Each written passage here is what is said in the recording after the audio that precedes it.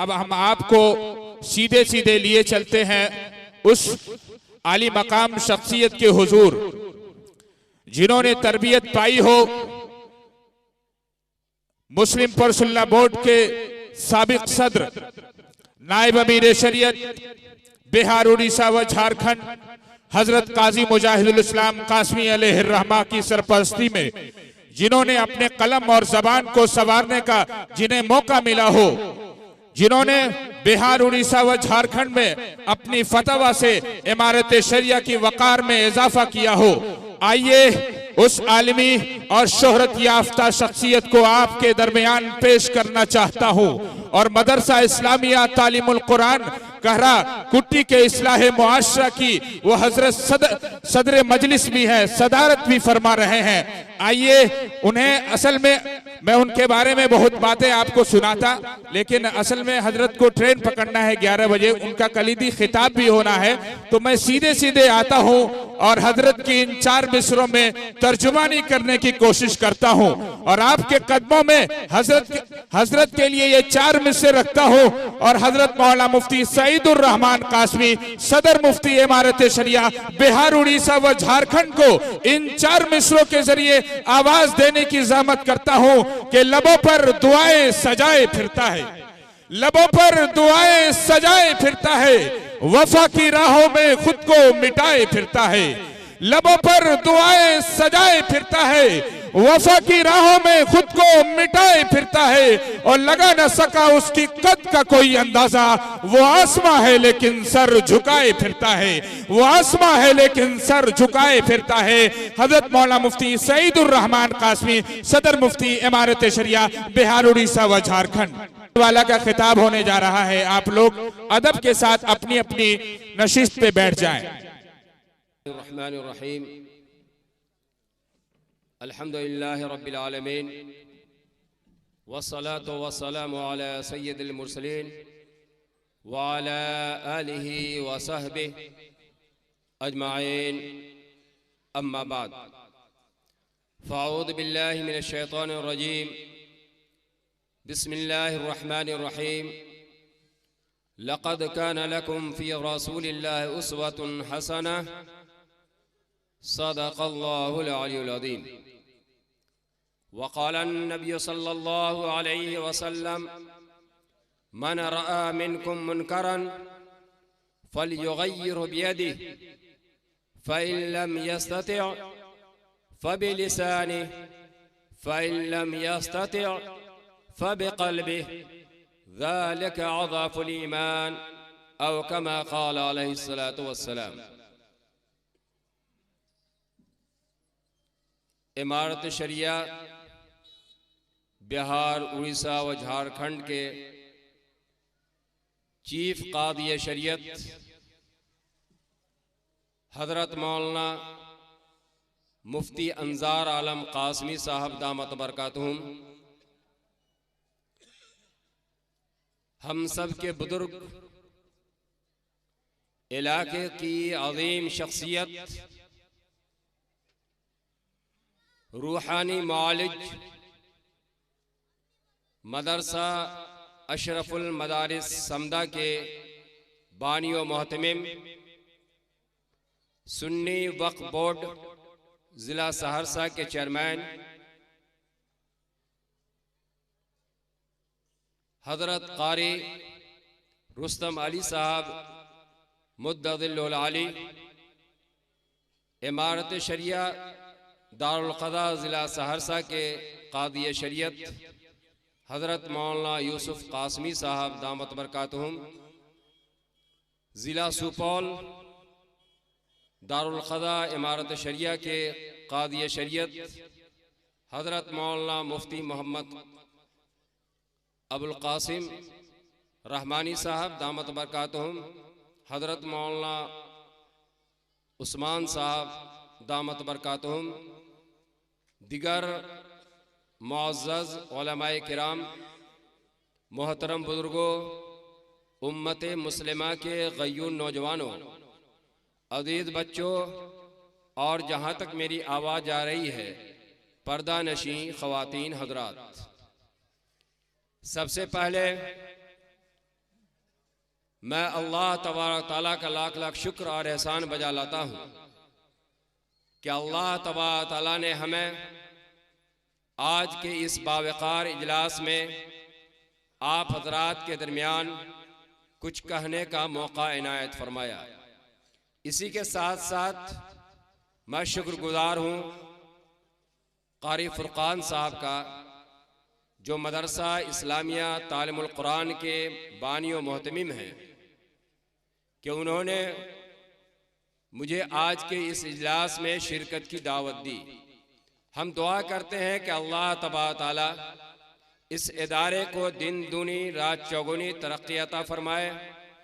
अल्लाह तबारक ताला यहाँ के असातिज़ा किराम जिम्मेदारान की मेहनत और कद्दो काविश को कबूल फरमाए और उसका बेहतर से बेहतर बदला अता फरमाए। मेरे मोहतरम दोस्तों, मुझे बहुत ही मुख्तसर वक्त में आप हजरात से 2-3 बातें अर्ज करनी है। सबसे पहली बात तो ये कि हम सब मुसलमान हैं, कलमा तय्यबा ला इलाहा इल्लल्लाह मुहम्मदुर रसूलुल्लाह सल्लल्लाहु अलैहि वसल्लम के इकरार करने वाले हैं। हम सब की ये जिम्मेदारी बनती है कि हमारी पूरी जिंदगी का एक एक लम्हा और एक एक सेकंड अल्लाह और अल्लाह के रसूल सल्लल्लाहु अलैहि वसल्लम के फरमान के मुताबिक गुजरे। याद रखिए, वही इंसान इस दुनिया में भी कामयाब है और आखिरत में भी कामयाब होगा जिसकी जिंदगी अल्लाह और अल्लाह के रसूल सल्लल्लाहु अलैहि वसल्लम के फरमान के मुताबिक गुजरती है। अल्लाह तबारक ताला ने पूरी इंसानियत की हिदायत और कामयाबी और कामरानी के वास्ते कुरान अज़ीम जैसी मुक़द्दस तरीन किताब नाज़िल फरमाई। ये कुरान करीम पूरी इंसानियत के लिए सरचश्मे हिदायत है। जो शख्स कुरान करीम के फरमान के मुताबिक अपनी ज़िंदगी गुजारेगा, ऐसा शख्स दुनिया में भी कामयाब होगा और आखिरत में भी कामयाब और कामरान होगा। और जो शख्स कुरान करीम से एराज़ करके, कुरान करीम से पहलू तही अख्तियार करके ज़िंदगी गुजारेगा, ऐसा शख्स इस दुनिया में भी नाकाम होगा और आखिरत में भी खायब व खासिर होगा। उसी कुरान करीम में अल्लाह तबारक तआला ने इरशाद फरमाया, लक़द कान लकुम फ़ी रसूलिल्लाहि उस्वतुन हसना। कह लोगों, तुम्हारे लिए रसूलुल्लाह सल्लल्लाहु अलैहि वसल्लम की जिंदगी बेहतरीन नमूना है। अगर कोई आइडियल इस दुनिया में बनने वाली ज़ात है तो जनाब मुहम्मदुर रसूलुल्लाह सल्लल्लाहु अलैहि वसल्लम की ज़ात है। अगर हम और आप जनाब मुहम्मदुर रसूलुल्लाह सल्लल्लाहु अलैहि वसल्लम को अपना आइडियल, अपना कायद, अपना रहनुमा मानकर जिंदगी गुजारेंगे तो हम दुनिया में कामयाब होंगे और आखिरत में भी कामयाब और कामरान होंगे। याद रखिए, अल्लाह तबारक तआला ने कुरान करीम में फरमाया, इन्ना दीन इंदल्लाहिल इस्लाम, कि बेशक दीन तो अल्लाह के नजदीक सिर्फ और सिर्फ इस्लाम है। इस्लाम के तरीके पर हम जिंदगी गुजारेंगे तो हमें सरबंदी मिलेगी, हमें इज्जत मिलेगी। और अगर खुदा न खास्ता हमने इस्लाम के तरीके को छोड़ दिया, इस्लाम पे अमल करना छोड़ दिया, तो जिल्लत और रुसवाई हमारा मुकद्दर बनेगी। आज जो हम ज़लील ख़ार हो रहे हैं, आज जो हम रुसवा हो रहे हैं और कदम कदम पे मुसलमान ज़लील ख़ार हो रहा है, उसकी वजह यह है कि हमने जनाब मुहम्मद रसूलुल्लाह सल्लल्लाहु अलैहि वसल्लम को अपना आइडियल और नमूना नहीं बनाया। ऐ लोगों, जरा गौर तो करो, जरा तो सोचो तो सही। आज एक मुस्लिम नौजवान अपना आइडियल किसको बना रहा है? अपना आइडियल बना रहा है सलमान खान को, किसी फिल्मी हीरो को वो अपना आइडियल बनाता है। सलमान खान ने जैसा ड्रेस पहना, जैसा लिबास पहना, एक मुस्लिम नौजवान भी उसे अपना आइडियल बना करके वही लिबास पहनता है। मिथुन चक्रवर्ती ने किसी फिल्म में जो लिबास पहना है, जो ड्रेस पहना है, जैसा उसका बाल है, वैसा ही एक मुस्लिम नौजवान भी अपना बाल बनाता है, अपना ड्रेस पहनता है। ऐ लोगों, लोग ये समझते हैं ये एक नौजवान ये समझता है कि उस ड्रेस में हमें इज्जत मिलेगी और हम इज्जत करेंगे और तरक्की करेंगे। खुदाए पाक की कसम, हम इज्जत करेंगे, इज्जत के मंजिल को तय करेंगे तो इस्लाम के तरीके पर अमल करके करेंगे। जनाब मोहम्मद रसूलुल्लाह सल्लल्लाहु अलैहि वसल्लम को अपना आइडियल नमूना बनाकर करेंगे, जब ही जाकर के हमें इज्जत बनेगी, मिलेगी और हम तरक्की करते चले जाएंगे। आज जो हम जलीलो खार हो रहे हैं वो इसीलिए कि हमने कुरान को छोड़ दिया, सुन्नत को छोड़ दिया। इसीलिए डॉक्टर अल्लामा इकबाल ने क्या ही खूब कहा है, वो मुअज़्ज़ज़ थे ज़माने में मुसलमान होकर। सहाबा के बारे में डॉक्टर अल्लामा इकबाल फरमाते हैं कि वो मुअज़्ज़ज़ थे ज़माने में मुसलमान होकर और हम खार हुए तारिक कुरान होकर।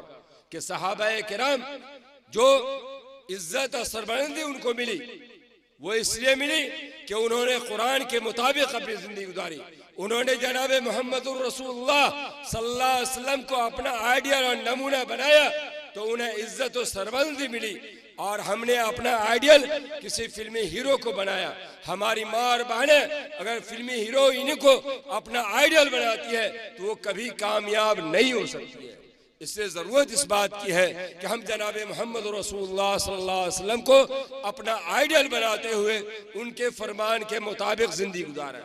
मैं आपको एक रिवायत सुनाना चाहता हूँ कि सहाबाए किराम जनाब मोहम्मद रसूलुल्लाह सल्लल्लाहु अलैहि वसल्लम की एक एक सुन्नत को पर किस तरह आमिल थे और कितना अमल किया करते थे कि एक सहाबी है हजरत हुदैफा रज़ियल्लाहु तआला अन्हु, बगदाद के बादशाह ने उनकी दावत की।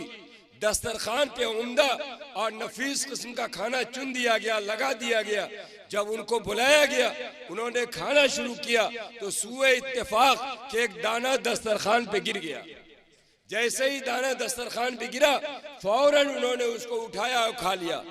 बादशाह के जो वज़रा लोग थे, चैले चपाटी थे, उन्होंने कहना शुरू किया कि आपने तो बादशाह के दस्तरखान की तौहीन कर दी।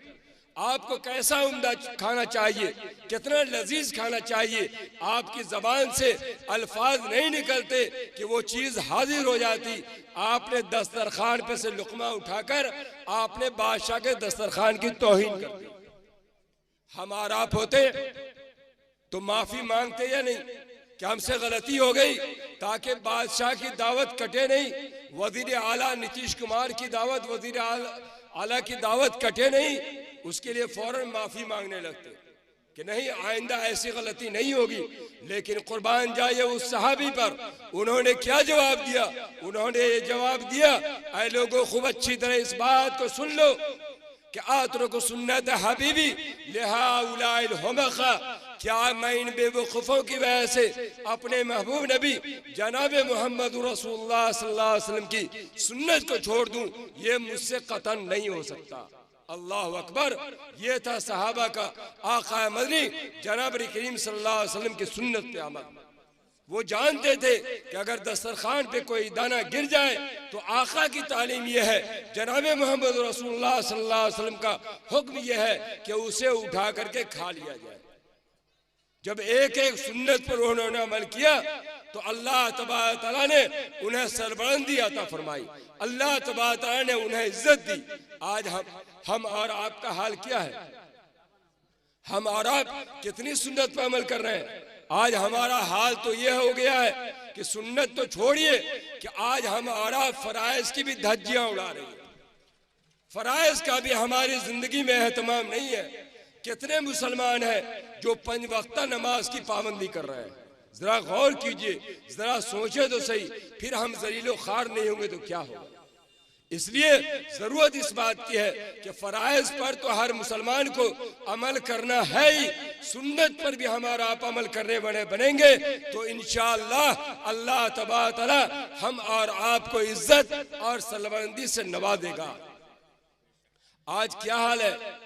आज कितने मुसलमान ऐसी हालत में नजर आता है कि चेहरे और बुशरे से भी वो मुसलमान नहीं नजर आता है कि नहीं? न उसके चेहरे पे दाढ़ी है, न सर पे टोपी है, न वदा खता इस्लामी है। किसी भी एतबार से वो मुसलमान नहीं लगता। एक साहब ने वाकया सुनाया एक शख्स का कि एक नौजवान का इंतकाल कोलकाता में हो गया गाड़ी से एक्सीडेंट करके। जब पुलिस उसके पास पहुंचती है कि ये कौन नौजवान है, मुसलमान है या गैर मुस्लिम, चूंकि उसके चेहरे पे दाढ़ी नहीं, सर पे टोपी नहीं और वदाक़ता भी इस्लामी नहीं, तो अब तहकीक शुरू हुई। उसके जेब में हाथ डाला गया, उसका आई कार्ड निकाला गया, तो आई कार्ड में उसका नाम लिखा हुआ था पप्पू। जरा गौर से सुनिए। अब वो पुलिस हैरान और परेशान है कि पप्पू तो मुसलमान का भी नाम होता है और गैर मुस्लिम के बेटे का नाम भी पप्पू होता है कि नहीं? आपको ज्यादा समझाने की जरूरत नहीं। मधेपुरा के जो एमपी थे उसका नाम क्या था? पप्पू यादव, वो गैर मुस्लिम का बेटा, और हम भी अपने मुसलमान बेटे का नाम पप्पू रखते हैं। ये PUPP पप के माने आते हैं कुत्ता का पिल्ला। हम कैसा नाम रखते हैं, जरा गौर कीजिए, जरा सोचे तो सही। तो अब पुलिस ने जब ID निकाला तो देखा कि उसका नाम पप्पू है। अब पुलिस हैरान और परेशान है कि मुसलमान का बेटा है या गैर मुस्लिम का बेटा। उसके बाद जब उसके बाप का नाम नहीं देखा जाता है तो उसके बाप फादर्स नेम में ये लिखा हुआ है कि इसका नाम है राजू। ये राजू भी मुसलमान का नाम होता है और गैर मुस्लिम का नाम भी। नतीजा ये होता है कि पुलिस हैरान और परेशान है कि आखिर करे तो क्या करे क्या। नतीजा यहाँ तक पहुँचता है कि पुलिस फुल पैंट का चैन खोल कर देखती है कि अगर खतना किया हुआ है तो ये मुसलमान का बेटा है, अगर खतना नहीं किया हुआ है तो ये गैर मुस्लिम का बेटा है। ऐ लोगों, जरा गौर तो करो, जरा सोचो तो सही कि आज मुसलमान कहाँ चला गया कि आज मुसलमानों की शनाख्त के लिए फुल पैंट के चैन खोलने की नौबत आ रही है। आज हमारा और आपका ईमान कहाँ चला गया है। इसलिए आज के इस जलसे से, जिस जलसे को कारी फुरकान साहब ने मुनक़िद किया है, ये पैगाम हम देना चाहते हैं कि ऐ मुसलमानों, अल्लाह के वास्ते हम सब शरीयत के मुताबिक जिंदगी गुजारने वाले बने। जब शरीयत के मुताबिक जिंदगी गुजारेंगे तो दुनिया में भी कामयाब होंगे और आखिरत में भी कामयाब और कामरान होंगे। आज जिस मोड़ पे हम देखते हैं अंधेरा ही ना अंधेरा नजर आता है, तारीकी नजर आती है, कहीं से उम्मीद की कोई किरण जागती हुई दिखाई नहीं देती। वजह यह है कि हमारी पूरी जिंदगी शरीयत के खिलाफ गुजर रही है, कुरान के खिलाफ गुजर रही है, सुन्नत के खिलाफ गुजर रही है। फिर अल्लाह की मदद कहाँ से आएगी? अगर हमारा आप अल्लाह की मदद चाहते हैं, अल्लाह की नुसरत चाहते हैं, तो जनाब मोहम्मद रसूलुल्लाह सल्लल्लाहु अलैहि वसल्लम को आइडियल बनाकर अपनी जिंदगी गुजारनी होगी। और इस यकीन के साथ कि अल्लाह ने कुरान करीम में फरमाया व अंतुमुल आलान इन कुंतुम मोमिनीन, कि तुम ही सरबलंद रहोगे, तुम ही गालिब रहोगे। शर्त यह है कि तुम पक्के और सच्चे ईमान वाले बन जाओ।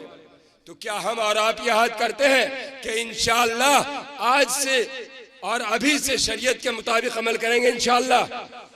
एक एक सुन्नत को हमारा आप जिंदा करने वाले बनेंगे इंशाअल्लाह। और आक़ाए मदनी जनाब करीम सल्लल्लाहु अलैहि वसल्लम की सुन्नत क्या है? आप सल्लल्लाहु अलैहि वसल्लम ईमान वाला तो ईमान वाला, गैर ईमान वाले के साथ भी, बिरादरान वतन के साथ भी, हिंदू भाई के साथ भी, कुफ्फार मुशरिकीन के साथ भी अच्छे अखलाक से पेश आया करते थे। उनके साथ भी मोहब्बत का बर्ताव करते थे, उनके साथ भी प्रेम और मोहब्बत से पेश आया करते थे। ये आक़ाए मदनी जनाब नबी करीम सल्लल्लाहु अलैहि वसल्लम की तालीम है। आपके सामने वो मशहूर वाक़या होगा कि एक यहूदिया औरत जब आप सल्लल्लाहु अलैहि वसल्लम मस्जिद में नमाज पढ़ने के लिए तशरीफ ले जाया करते थे, तो एक यहूदिया बूढ़ी औरत का रोजाने का ये मामूल था कि जब आप सल्लल्लाहु अलैहि वसल्लम नमाज में मशगूल हो जाते, नमाज पढ़ने लगते, तो वो बूढ़ी औरत कूड़ा करकट आप सल्लल्लाहु अलैहि वसल्लम के जिस्म मुबारक पे राकेट डाल दिया करती। एक दिन का वाकया ये हुआ कि आप सल्लल्लाहु अलैहि वसल्लम नमाज से फारिग हो गए और वो बूढ़ी नहीं आई। हम और आप होते तो सोचते कि चलो अल्लाह का शुक्र अदा करते हैं कि आज हमें नमाज खुशू और खुशू से पढ़ने का मौका मिला। अच्छा हो कि वो बूढ़ी इंतकाल ही कर जाए, अगर बीमार है तो वो इंतकाल कर जाए, उसी मर्ज में मर जाए। हमारा बद्दुआ करते, लेकिन कुर्बान जाइए आप सल्लल्लाहु अलैहि वसल्लम के अखलाक पे कि आप सल्लल्लाहु अलैहि वसल्लम लोगों से दरियाफ्त करते हैं कि वो बूढ़ी कहाँ है। लोग ये बताते हैं कि वो बीमार पड़ गई है, आप सल्लल्लाहु अलैहि वसल्लम उसकी इयादत के लिए तशरीफ ले आते हैं और उससे जाकर के उसकी तीमारदारी करते हैं, उसके हालात को मालूम करते हैं। जब उस बूढ़ी ने देखा कि जिस इंसान के जिस्म पे जाकर हम नमाज की हालत में कूड़ा करकट डाला करते थे, आज जब उसे इस बात की खबर हुई कि मैं बीमार पड़ गई हूँ तो ये मेरी आदत के लिए आया है, वो फौरन इस्लाम कबूल कर लेती है और पढ़ती है कलमे तैयबा ला इलाहा इल्लल्लाह मुहम्मदुर रसूलुल्लाह। ऐ लोगों, ये है आप सल्लल्लाहु अलैहि वसल्लम का अखलाक कि आप सल्लल्लाहु अलैहि वसल्लम ईमान वाला तो ईमान वाला, गैर ईमान वाले के साथ, दुश्मनान इस्लाम के साथ भी अखलाक के साथ पेश आते थे। ये इस्लाम वाहिद मजहब है जो पूरी दुनिया में लोगों को अमन शांति का पैगाम देता है, अमन का पैगाम देता है, अमन का दर्श देता है और हर एक के साथ अखलाक और मोहब्बत के साथ जिंदगी गुजारने की तालीम देता है। ये वाहिद मजहब इस्लाम है। आज उस इस्लाम को बदनाम करने की नापाक कोशिश की जाती है और ये बात कही जाती है कि इस्लाम तो दहशतगर्दी की तालीम देता है, इस्लाम तो दूसरों को मारने की तालीम देता है। ऐ लोगों, इस्लाम किसी को मारने की तालीम नहीं देता। इस्लाम तो ये कहता है कि अगर कोई इंसान, कोई ईमान वाला अगर किसी इंसान का मर्डर कर देता है, एक इंसान का मर्डर करता है, गोया वो पूरी इंसानियत का कातिल शुमार होगा, पूरी इंसानियत का उसे कातिल कहा जाता है। ऐ वो इस्लाम दहशतगर्दी की कैसे तालीम दे सकता है? इस्लाम के जितने भी अहकाम हैं उन अहकामात को आप पढ़ेंगे तो आपको ये पता चलेगा तमाम अहकाम से उल्फत, मोहब्बत और प्रेम और उनसियत का दर्स मिला करता है। इसलिए हमें बिरादरान वतन को भी ये बात बताने की जरूरत है। ऐ लोगों, जिहाद के मौके पर भी अल्लाह के रसूल सल्लल्लाहु अलैहि वसल्लम ने फरमाया कि कुफ्फार मुशरिकीन की खेती को नुकसान न पहुंचाओ। जरा गौर कीजिए, इंसान तो इंसान के खेती और फसल को बर्बाद न करने का हुक्म अल्लाह के रसूल सल्लल्लाहु अलैहि वसल्लम दे रहे हैं। वो इस्लाम दूसरों को नाहक मारने की तालीम कैसे दे सकता है? इसलिए हम और आपको आक़ा मदनी जनाब रकीम सल्लल्लाहु अलैहि वसल्लम की तालीमात को खुद भी पढ़ना होगा और बिरादरान वतन को भी बताना होगा, अपने भाइयों को भी बताना होगा कि इस्लाम कभी भी दहशतगर्दी की तालीम नहीं देता है। इस्लाम तो अखलाक की तालीम देता है, मोहब्बत के साथ, मेल जोल के साथ जिंदगी गुजारने की तालीम दिया करता है। इसलिए इस पैगाम को हम और आपको लेकर आगे बढ़ना है। हम जिस आबादी में रहें, अगर हमारा कोई ठाकुर भाई, गैर मुस्लिम भाई बीमार पड़ जाता है तो इस्लाम की तालीम यह है कि आप उसकी आदत के लिए तशरीफ ले जाइए। जिस तरीके से मुसलमान भाई की आदत के लिए आप जाते हैं, आपका भाई बीमार पड़ जाता है, कलमा गो शरीक भाई बीमार पड़ता है, आप आदत के लिए तशरीफ ले आते हैं, आपको सवाब मिलता है। उसी तरीके से अगर हमारा कोई रामू भाई बीमार पड़ जाता है, आप उसकी आदत के लिए जाते हैं, तो ये भी पुण्य का काम है, ये भी सवाब का काम है। ये हम और आपका इस्लाम बताता है। अगर हमारा कोई हिंदू भाई इंतकाल कर जाए तो आप उसकी ताज़ियत के लिए जाइए, वहां जाइए, उसके दुख और दर्द में आप शरीक होइए, गम में शरीक होइए। ये इस्लाम हमारा आपको तालीम देता है। इस्लाम जहां हमारा आपको इस बात की तालीम देता है कि हमारे पड़ोस में अगर कोई अब्दुल्ला है, उसके घर का चूल्हा नहीं जल रहा है, उसकी बीवी बच्चे भूखे हैं, तो जहां हम उस मुसलमान के घर के चूल्हा जलाने की फिक्र करें, वहीं इस्लाम इस बात की भी तालीम देता है कि अगर तुम्हारे पड़ोस में कोई ठाकुर जी है, कोई रामू जी है, अगर उसके बच्चे भूखे हैं, उसकी बीवी भूखी है, वो भूखा है, उसके घर का चूल्हा नहीं जलाया है, तो उसके घर के चूल्हा जलाने की भी हमारा फिक्र करें। ये इस्लाम की तालीम है। आप उसके घर के चूल्हा जलाएंगे तो ये भी पुण्य का काम है, ये भी सवाब का काम है, इस पर भी आपको नेकियां मिलेंगी। यह है इस्लाम की तालीम। इसलिए हम और आप इसको नोट करके जाएं कि जो इस्लाम की तालीम है, उस इस्लाम की तालीम पर खुद भी अमल करेंगे और दूसरों को भी इस्लाम की तालीम से आगाह करेंगे इंशाअल्लाह। दूसरी बात ये कि हम सब कलमा गो हैं। हम सबको अल्लाह तबारक तआला ने कुरान करीम में हुक्म दिया है कि ईमान वालों, ऐ लोगों, वातसिमू बिहब्लिल्लाहि जमीअन वला तफर्रकू, कहे लोगो अल्लाह की रस्सी को मजबूती से पकड़ लो और आपस में हरगिज़ इख्तिलाफ और इंतशार न पैदा करो। अल्लाह तबारक तआला ने और हम सब के महबूब नबी जनाब मोहम्मद रसूलुल्लाह सल्लल्लाहु अलैहि वसल्लम ने इस उम्मत को मुत्तहिद और मुत्तफिक होकर जिंदगी गुजारने की तालीम दी है। आप कुरान करीम को उठाइए, आप अहादीस को उठाइए, आप और जितने अहकामात हैं इस्लाम के, तमाम इस्लाम पे जब अहकाम पे जब गौर करेंगे तो तमाम अहकामात से आपको इस बात की झलक मिलेगी कि इस्लाम इत्तेहाद और इत्तेफाक के साथ जिंदगी गुजारने की तालीम देता है।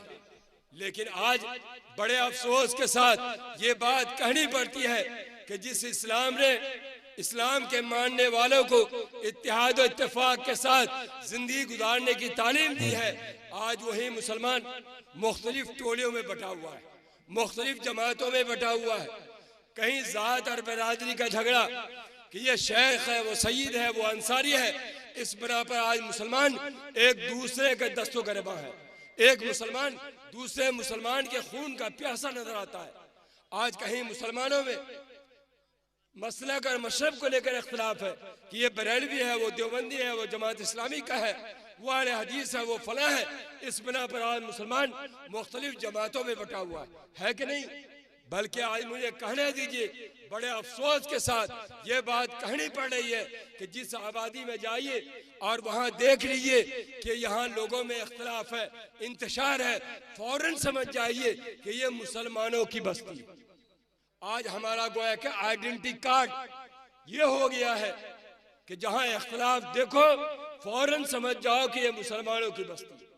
होना क्या चाहिए था कि जिस बस्ती में जाओ देखो कि इत्तेहाद है, देखो कि मोहब्बत है, लोग हम एक दूसरे के साथ हमदर्दी का मामला कर रहे हैं, फौरन समझ जाओ कि ये मुसलमानों की बस्ती है। लेकिन बदकिस्मती ये है कि आज हमारा आइडेंटिटी कार्ड ये बन गया है कि हम इत्तेहाद के साथ नहीं रह सकते। हम जब भी रहेंगे इख्तिलाफ के साथ रहेंगे, हम अपने भाई को तकलीफ पहुंचा करके ही दम लेंगे। आज मुसलमानों का हाल ये हो गया है कि आज मुसलमानों को सबसे ज्यादा अगर सुख है तो दूसरे मुसलमानों के दुख से सुख है। सबसे ज्यादा अगर मुसलमानों को दुख है तो दूसरे मुसलमानों के सुख से दुख है कि नहीं? आज मुसलमानों का हाल ये हो गया है कि आज हमारा भाई तरक्की कर रहा है, हमारा पड़ोसी तरक्की कर रहा है तो सबसे ज्यादा जलन, सबसे ज्यादा डाह, सबसे ज्यादा हसद हम जैसे मुसलमान को हो गया कि हमारा भाई क्यों तरक्की कर रहा है। ये कल तक नाने शबीना का मोहताज था, दाने दाने को तलस रहा था, आज उसका बेटा इंजीनियर बन गया, आज उसका बेटा डॉक्टर बन गया, आज उसका बेटा फला मदरसे का मोहतमिम बन गया, आज उसका बेटा फला मस्जिद का सेक्रेटरी बन गया है। तो सबसे ज्यादा जलन हमको हो रही है कि नहीं? इसलिए ये कहा जाता है, बड़े अफसोस के साथ ये बात कहनी पड़ती है कि सबसे ज्यादा अगर मुसलमानों को किसी बात से दुख है तो दूसरे मुसलमान के सुख से दुख है, और सबसे ज्यादा अगर मुसलमानों को खुशी है तो दूसरे मुसलमान के दुख से खुशी है कि नहीं? आज हमारा आपका हाल यही हो गया। जब हमारा हाल ये होगा तो जिल्लत और रुसवाई हमारा कदम चूमेगी, यानी हम कदम कदम पे जलील होंगे। यानी अल्लाह की नुसरत, अल्लाह की मदद कैसे आएगी जब हम और आप अल्लाह और अल्लाह के रसूल सल्लल्लाहु अलैहि वसल्लम के फरमान के खिलाफ जिंदगी गुजारेंगे तो अल्लाह की नुसरत कभी नहीं आ सकती। इसलिए लोगों, हम और आप एक दूसरे ईमान वाले का एहतराम करने वाले बने, बल्कि इंसानियत का एहतराम करने वाले बने। हम सब आदम के औलाद हैं, दूसरे भाई के साथ भी, बिरादरान वतन के साथ भी हम आराम मोहब्बत से पेश आने वाले हैं। एक ईमान वाले का एहतराम किस दर्जे बढ़ा हुआ है? अल्लाह के रसूल सल्लल्लाहु अलैहि वसल्लम ने फरमाया कि खाने काबा के एहतराम से ज्यादा बढ़ा हुआ है एहतराम एक मुसलमान का है। क्या फरमाया अल्लाह के रसूल सल्लल्लाहु अलैहि वसल्लम कि खाने काबा के एहतराम से ज्यादा बढ़ा हुआ एहतराम एक ईमान वाले का है। और हमारा आप क्या करते हैं? रात दिन उसी ईमान वाले के दिल को तोड़ते रहते हैं। क्या सहाबा का यही मामूल था? क्या अपने सहाबी साथी को कि दिल को दुखाते थे, दिल को तोड़ते थे? आज तक जब तक हमको चैन नहीं आ जाए, हमको उस वक्त तक चैन और सुकून नहीं मिलता है जब तक कि हम अपने भाई के दिल को दुखाए नहीं, दिल को तोड़े नहीं। ऐ लोगों, बुजुर्गों के वाक़यात हमारा आपके सामने हैं। सैयदना अब्दुल कादिर जिलानी रहमतुल्लाह अलैह का वाक़या आप सुनिए, रोंगटे खड़े हो जाएंगे कि आप रोजे से है, एक बूढ़ी हलवा लेकर पहुंचती है और कहती है कि आप इसे नोश फरमा लीजिए। वो सैयदना अब्दुल कादिर जिलानी रहमतुल्लाह अलैह फौरन उस हलवा को लेते हैं और खा लेते हैं। लोगों ने कहा कि हुजूर आप तो रोजे से हैं, आप तो रोजे से हैं, फिर आपने हलवा क्यों खा लिया? उन्होंने कहा मुझे अच्छी तरह मालूम है कि मैं रोजे से हूं, लेकिन तुम्हें यह मालूम होना चाहिए कि मैं नफली रोजे से हूं। नफली रोजे की कदा तो मुमकिन है, लेकिन एक ईमान वाले का दिल टूट जाए उसका जोड़ना मुमकिन नहीं है। अल्लाह अकबर, जरा अंदाजा लगाइए कि उन्होंने नफली रोजे को तोड़ दिया ताकि इस बूढ़ी का दिल न टूटे। और हम सब कैसे ईमान वाले कि रात दिन अपने भाई के दिल पर हथौड़ा चलाते रहते हैं, उसके दिल को तोड़ने की फिक्र में लगे रहते हैं। इससे जरूरत इस बात की है कि हम सब कलमा वाहिद ला इलाहा इल्लल्लाह मुहम्मद रसूलुल्लाह की रोशनी में मुत्तहिद और मुत्तफिक होकर जिंदगी गुजारेंगे, इंशाअल्लाह गुजारेंगे। और तीसरा पैगाम सिर्फ 5 मिनट के अंदर कि ये मदरसा इस्लामिया तालीमुल कुरान ये किस लिए कायम किया गया है? ये इसलिए कायम किया गया है ताकि हमारे बच्चों का ईमान महफूज रहे, हमारे बच्चे शरीयत के मुताबिक जिंदगी गुजारने वाले बने, हमारे बच्चे की जिंदगी दुनिया में भी इस्लामी नहज पर हो और आखिरत में भी वो कामयाब हो। इसीलिए मदरसा इस्लामिया तालीमुल कुरान कायम किया गया है। ऐ लोगों, इस मदरसे को हम मामूली चीज न समझें, ये न समझें कि ये मदरसा झोपड़ी में चल रहा है, इसकी कोई अहमियत नहीं है। इस मदरसे की निस्बत आक़ाए नामदार ताजदार मदीना अहमद मुस्तफ़ा मोहम्मद मुस्तफ़ा सल्लल्लाहु अलैहि वसल्लम के उस मदरसे से जाकर मिलती है जिसका नाम सुफ़ा है, जहाँ के मुअल्लिम जनाब मोहम्मद रसूलुल्लाह सल्लल्लाहु अलैहि वसल्लम और जहाँ के मुतालिम सहाबा किराम है। है लोगों, ये मदारिस इस्लामिया दीन इस्लाम के मजबूत किले हैं, इस्लाम की नशो इशाअत का ये जरिया है। ये मदारिस इस्लामिया वो पावर हाउस है जहाँ से इस्लाम की रोशनी फैलती और बढ़ती है। इसलिए इन मदारिस की आजमत को हम और आप समझें। इन मदारिस में जो बच्चे पढ़ते हैं, हम और आप ये समझें कि वो मेहमान रसूल हैं, उनकी खिदमत करना हम सब की जिम्मेदारी बनती है। ऐ लोगों, याद रखिए, अगर ये मदारिस इस्लामिया मजबूत होंगे तो मुसलमान मजबूत होगा, और खुदा न खास्ता अगर ये मदारिस इस्लामिया कमजोर पड़ गए तो मुसलमान भी कमजोर पड़ जाएगा। आज जो हमारे चेहरे पे दाढ़ी है, सर पे टोपी है, आज जो मुसलमान मस्जिद में जाकर 5 वक्त नमाज पढ़ता है, आज जो मुअज्जिन अजान देता है, ये देन है इन्हीं मदारिस इस्लामिया की। आज जो हमारे बच्चों का ईमान महफूज है, आज जो हमारे बच्चे शरीयत के मुताबिक जिंदगी गुजार रहे हैं, ये देन इन मदारिस इस्लामिया की है। इसलिए आप तमाम हज़रात खुश नसीब हैं कि आपकी बस्ती में मदरसा इस्लामिया तालीमुल कुरान कायम है। आप हज़रात की जिम्मेदारी बनती है कि आप ऐसे इदारे की तरक्की और इस्तेहकाम के लिए आगे आइए। मुझे बताया इस मदरसे के मुहतमिम और बानी ने कि अल्हम्दुलिल्लाह शव्वाल में 2 कमरे की बुनियाद रखी जानी है। जाहिर है ये तामीरी काम अल्लाह के भरोसे और आप हजरात की तवज्जो के नतीजे में इंशाअल्लाह पूरा होगा इंशाअल्लाह। आप हजरात जमकर ताउन करेंगे इंशाअल्लाह। देखिए, आप जो ताउन कर रहे हैं, ये कारी फुरकान साहब का ताउन नहीं कर रहे हैं। आप मेहमान अल्लाह के रसूल सल्लल्लाहु अलैहि वसल्लम के घर को बना रहे हैं, जिसकी फिक्र अल्लाह के रसूल सल्लल्लाहु अलैहि वसल्लम को थी।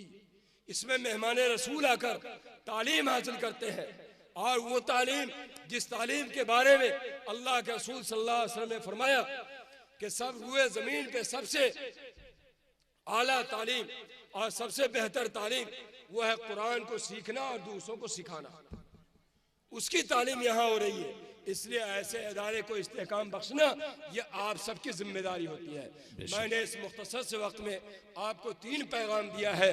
पहला पैगाम मैंने आपको ये दिया कि हम और आप ये अहद करें कि इंशाअल्लाह जनाब मोहम्मद रसूलुल्लाह सल्लल्लाहु अलैहि वसल्लम को अपना आइडियल और नमूना बनाकर जिंदगी गुजारेंगे। इंशाअल्लाह कुरान के मुताबिक जिंदगी गुजारेंगे, सुन्नत और सीरत के मुताबिक जिंदगी गुजारेंगे इंशाअल्लाह।